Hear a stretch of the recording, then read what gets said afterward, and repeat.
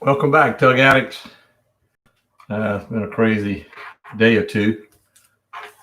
I didn't think I'd have a whole lot to say more about the Shad, but after the comments that we got, hold on just a minute. Let me put this thing out of the way. With the comments that we got, I want to add a few things.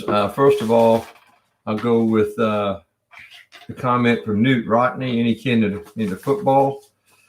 It says, I've watched the Shad cleaning videos, part 1 and 2, an embarrassing amount of times, but have not been able to do what Captain here shows us. He sure makes it look easy. Thank you again, Mr. R, for leaving us with the treasure trove of efficient cleaning material, and looking forward to again trying to make it look as easy as you do. And the poor Shad that met my knife this spring, I sincerely apologize. I really got a kick out of that one. That was good. I have to thank my dad for teaching me how to do it at a very young age. And I asked him one time, I said, Dad, how'd you learn how to do it? And he said, he said he started off with the knife that we use 99% of the time. If you guys know about it, is our curved edge cleaning knife here. And y'all be careful taking this out the package because it is super sharp. This is the one that he used 99% of the time with all of our fish cleaning, unless it was a large, longer knife to skin big fish with. And he said he was lying in bed one night and then a light bulb went off that he figured out that he needed 2 knives. He needed the one curved edge knife that we have here in order to take it off the backbone. And then he needed to come back what we call a boning knife. Everybody else calls a fillet knife. Let me get this out of the sheath. Like I said, he's very sharp. This long 8-inch knife. And I use this for taking the small bones out of the shad. And I use it 99% of the time with my fillets that I skin the fish with. This is an excellent knife. These 2 knives right here are my go-tos in my box. These stay in my dock box. I wipe them down with mineral oil with a rag when I finish cleaning off the dock, and I don't have to worry about any rust problems. And then they'll tarnish, which all carbon knives will do, but they won't rust on you. Now talking on the Shad, going back to the Shad on this, and you'll see in the videos, if you go in and look at over our videos, we've got, I think, over 90 something videos posted. And look up the one on our shad boning, and it is 2 parts. And we have a Dale G here says, my mama would always can the shad. I always just eat the roe. Oh, I love the roe. The roe's excellent. We also have a very good recipe on our site as well on stuffing the shad with the shad roe after it's boned. Oh, it's killer. And it has bacon on it, and everything's better with bacon. The next one here is Terry Morgan says, hello, Captain. I found your channel a couple of weeks ago. I've thoroughly enjoyed your fishing, cleaning videos. Thank you, Terry, for watching. Says, I live in Naples, Florida. I'm an avid angler. I also catch mullet to smoke and make smoked fish dip. Says, I'm 72 years old plus, my age as well. Be 73 next month. Said, still not too old to learn. Thanks for such informative videos. By the way, the first old lure you showed was what I call a creek chub. You're right. It's a creek chub. And I've got a brand new one that's in my cabin down in Florida, hanging on the wall. And he says, I have used them for years, catching largemouth bass and snook. It says, great topwater lure, tight lines. Yeah, I got it as a kid. I used to run in and out of my mentor's tackle shop, Jimmy Carr's, and when the reps would come in, they'd give him all kind of lures, and he would give them to me, and the ones they gave away for samples. And I tell you, I brought a box up down today. I wanted to show y'all for you guys that may have remembered this box. Got a rod here, it's about to fall over. This is an old Umco tackle box. I don't know if you remember this. I had this put on it years ago too. Says a bad day's fishing is better than a good day working. And I had this is the short version. I had a long version. And as a kid, we turned the boat over one day in the Geechee River, and I lost hundreds of lures. I really hated to have that happen.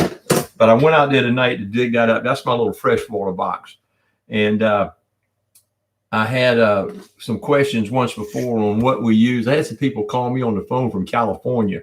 And I'd like to hear from people out there too, and let me know how they fish for shad, and also what lures they use. I know a lot of those guys out there will stand on the bank and they'll just pitch out and reel it to the boat. When my buddy John and I go trolling, we use a little 1/4 ounce sinker, and then we have it on a leader. This is about a 20, maybe a 25 pound leader with a little shad dart. If y'all can, how well y'all can see that, that's a little shad dart.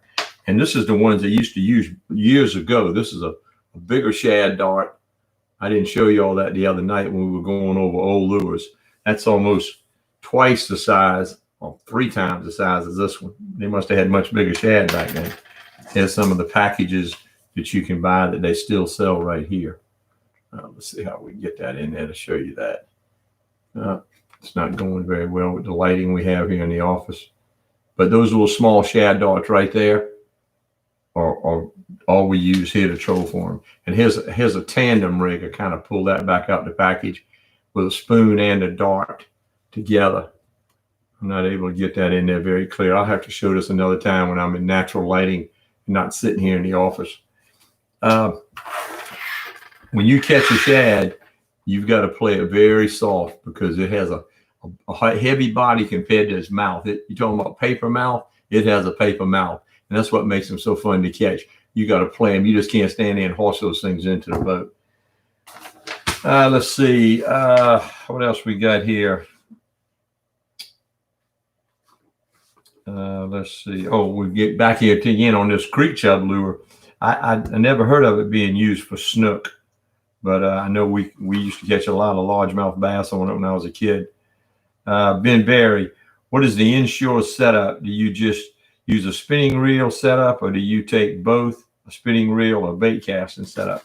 Well, as a kid, we used to always fish for trout, and I pulled this rod out tonight, and this rod, I'm going to show you this rod. This is a custom-made rod I had. It's a 2-piece. This rod's 9 feet long. I didn't want to take it here and get it hung up in my fan here in the office, but this is the rod we used to use with the Ambassador thing. And one of the complaints I have with bait casting rods today is this eye is always really small and short. So when the line comes off the reel, what's it do? It drags on the top of this eye.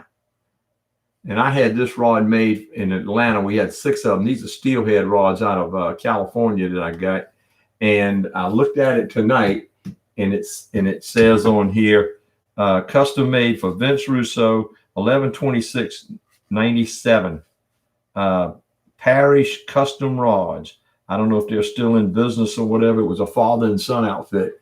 But I really like that rod for throwing. We used to fish some holes that were 28 feet deep. And we used 1.25 ounce, 1.5 ounce leads. And that 9-foot rod, you could really sling it a long ways if you had to.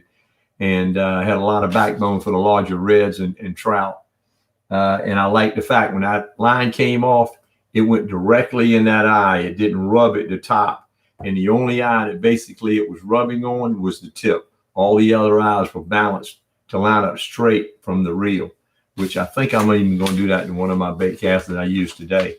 Everything else, Ben, I throw a spinning rod. I like to use light lures, like jigs, like plugs.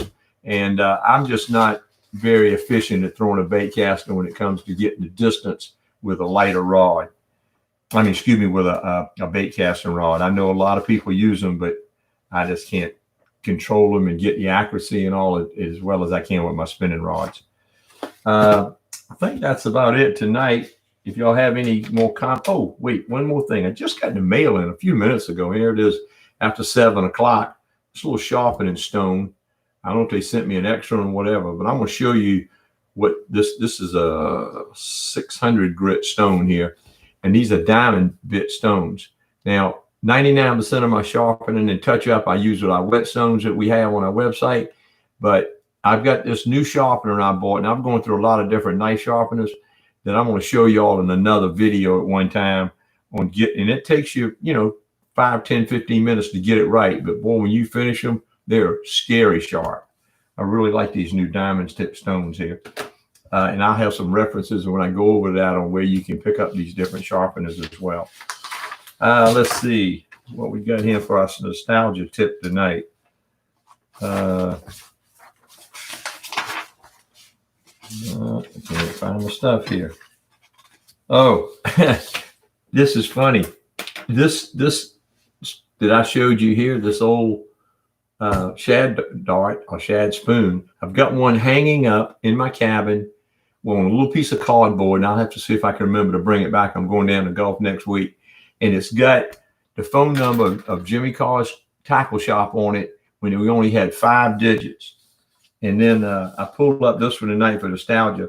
Telephone numbers were a word prefix, Yukon 2-601, or some of us remember that when they were just 4 numbers and was no prefix at all. And nearly everyone had a party line. My neighbor Roger moved here a few months back from Ohio. We got to talking, sitting around the fire New Year's Eve with You Remember When. And we were talking about, remember when you had a party line. And as I remember as a kid, we would hold the receiver down, pick the phone up and ease it up to see if anybody was on it. And my brother one night was talking with his girlfriend at the time, Clara, was future wife. And they were going back and forth. And he wanted to go to a ball game. She wanted to go to a movie. And the lady, I guess, was kind of getting tired of them taking so long and spending so much time on the phone. And she must have forgotten that she was listening in. And all of a sudden she said, "Charlie, will you please take Clara to the movies and get off this phone so I can talk?" So those days are gone. We don't even remember phone numbers today with these cell phones. You just tap it in or talk it. I guess I've had enough here about different things tonight. Y'all have got some stuff, especially on the West Coast. Tell us how y'all fish for shad, and the comments here with the canned shad. I'd like to know, was that canned shad seasoned to dissolve the bones? And if you do have a recipe, please share it with us. Don't forget, guys, to give us a thumbs up, ring the bell, and subscribe. And don't forget our website, going to cleanyourcatch.com for the tools of the trade. And please give us any questions or comments that you may have as well. And check out our influencer list. Till next time, tight lines to y'all. Don't forget, take a kid fishing, and you can't catch him on the couch.